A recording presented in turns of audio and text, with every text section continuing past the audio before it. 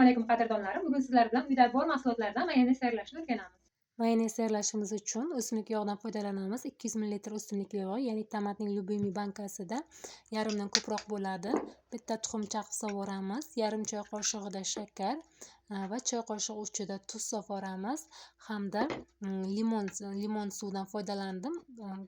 Limon suvini ham 1 choy qoshiqda siqib sovurdim.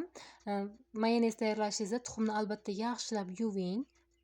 Chunki tashqi tomonlarida mikrob bo'lishi mumkin. Mayonez tayyorlashda blenderingiz kuchliroq bo'lgani yaxshi, shunda tez tayyor bo'ladi.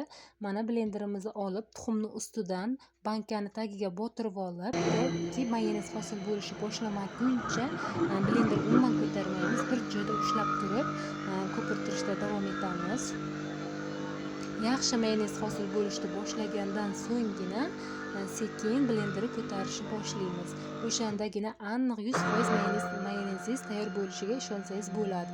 Agar blenderni tezroq ko'tarib yuborsangiz, mayonezingiz o'xshamay qolishi mumkin. Mayonezni o'xshash siri faqat o'sha blenderda ko'tarib olmasligida. Videoda blenderda ishlatgan jarayonimdan umuman qisqartirmadim. Qancha vaqt ketgan bo'lsa, xuddi o'shancha vaqtni videoga to'liq oldim. Sizga tushunarli bo'lishi uchun. Mana mayonezimiz ham deyarli tayyor bo'lib qoldi. Meni blenderim juda ham kuchli uchun juda ham tez tayyor bo'ladi. Ta'miga ham gap yo'q, mayonez bo'ldi. Siz ham tayyorlab ko'rishingizni tavsiya qilaman. Albatta yurakchani bosib qo'yishni unutmang.